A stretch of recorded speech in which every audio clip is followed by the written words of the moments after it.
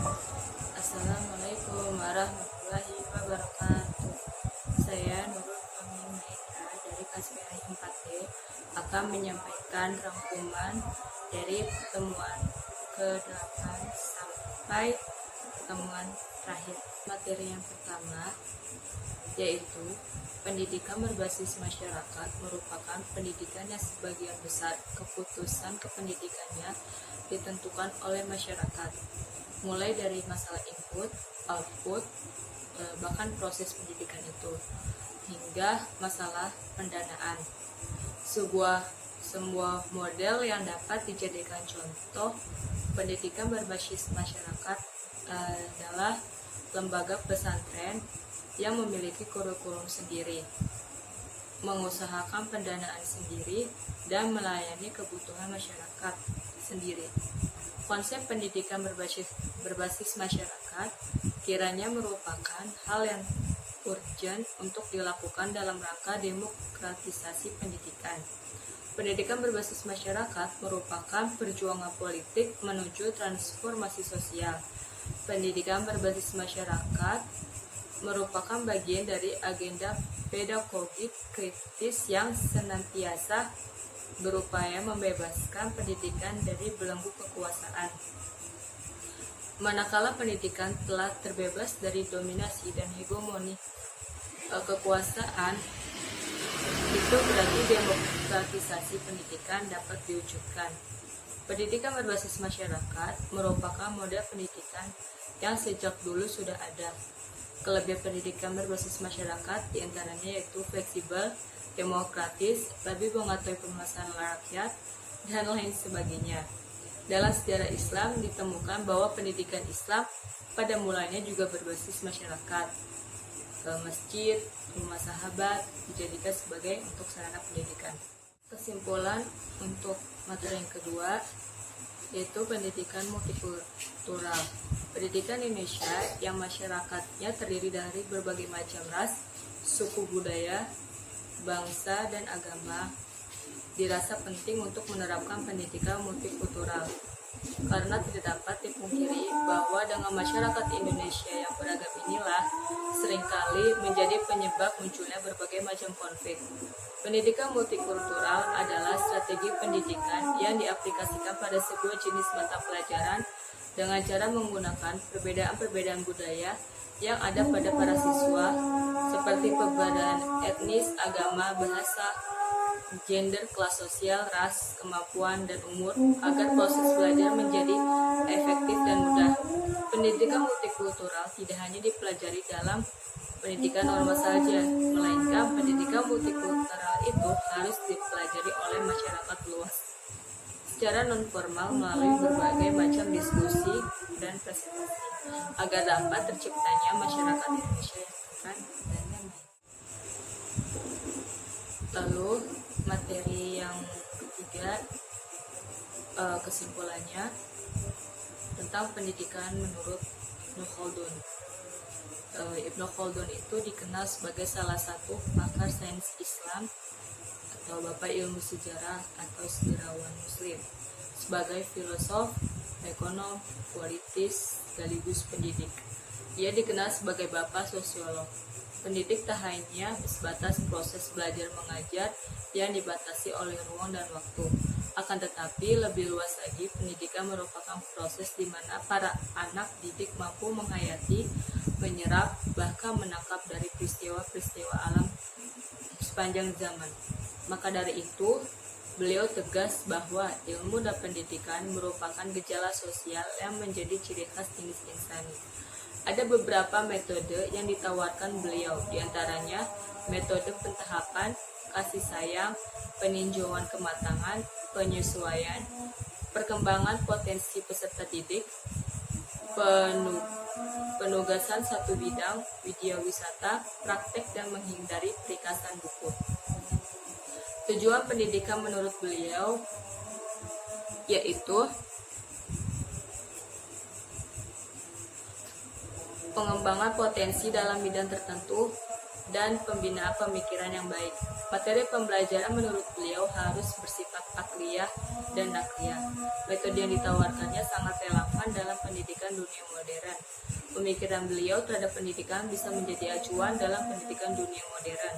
Sebab apa yang ditawarkan beliau sangat mengutamakan teori dan praktek dalam dunia pendidikan harus diterapkan dengan baik, khususnya pendidikan Islam, sebagai pendidikan yang harus bersumber dari Al-Quran, yang mana ajaran-ajaran Islam harus diterapkan terhadap realitas kehidupan.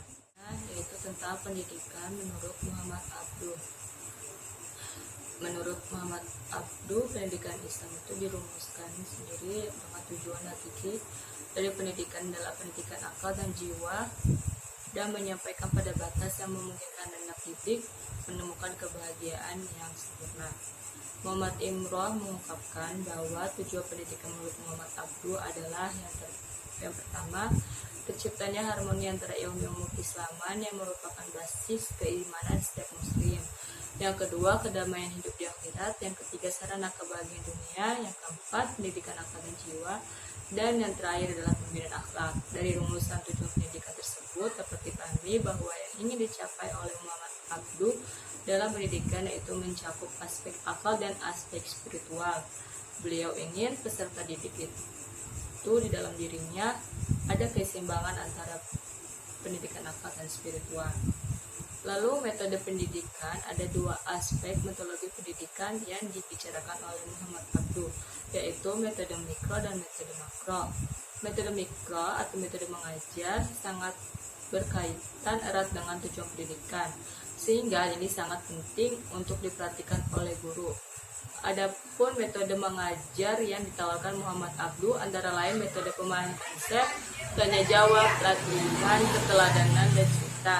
Sedangkan yang kedua metode makro, yaitu metodologi sebagai suatu sistem dan suatu kesatuan organisasi yang dinamis di mana satu sama lain saling mempengaruhi. Materi selanjutnya tentang pemikiran pendidikan Islam menurut Ahmad Dahlan. Kesimpulannya, Kiai Haji Ahmad Dahlan itu nama aslinya adalah Muhammad Darwis. Dia lahir di Kauman, Yogyakarta 1 Agustus 1868. Sebelum mendirikan organisasi Muhammadiyah, Kiai Haji Ahmad Dahlan mempelajari perubahan yang terjadi di Mesir, Arab, dan India untuk kemudian berusaha menerapkannya di Indonesia. Ahmad Dahlan sering mengadakan pengajian agama di langgar atau musola.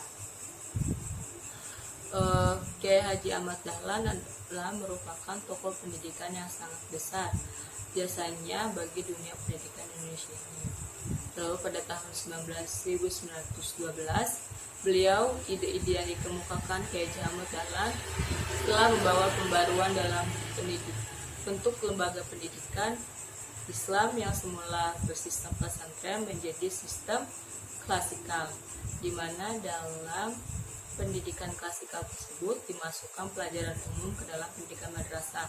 Meskipun demikian, Kiai Haji Ahmad Dahlan tetap mendahulukan pendidikan moral atau akhlak, pendidikan individu, dan pendidikan kemasyarakat. Selanjutnya, pendidikan menurut Kiai Haji Hashim Asy'ari.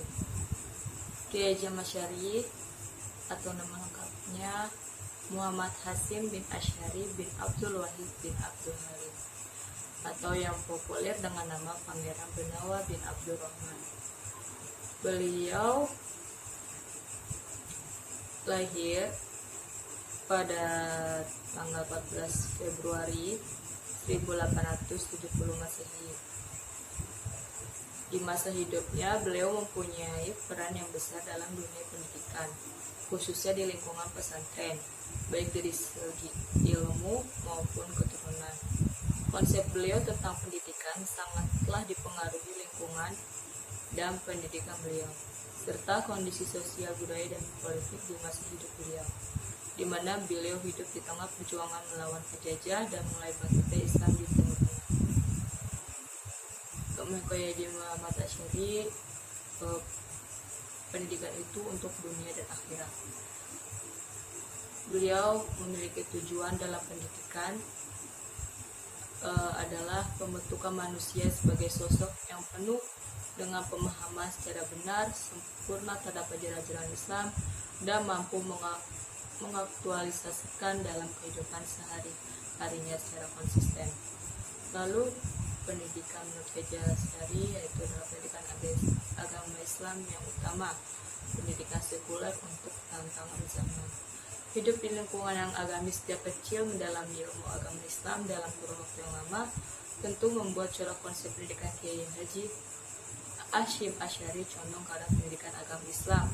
Hal ini terlihat dari didikan pesantren Tebuireng oleh beliau, yang pasti berkurikulum agama Islam. Corak pendidikan beliau juga dilihat dari segi 4 mazhab, maka beliau memiliki corak mazhab Syafi'i dan banyak karya-karya yang beliau buat. Lalu kesimpulan yang terakhir dari materi terakhir itu adalah Persis.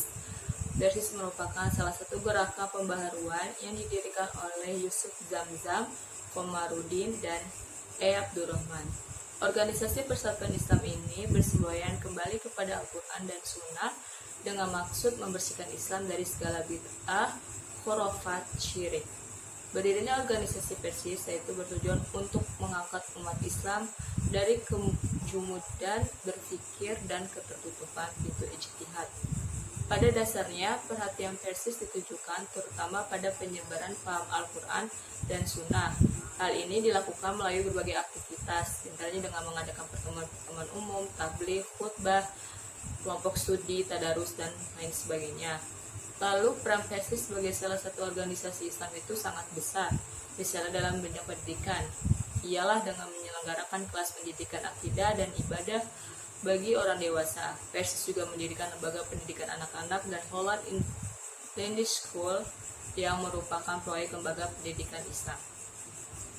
Perkembangan selanjutnya, aktivitas Persis meluas ke aspek-aspek lain.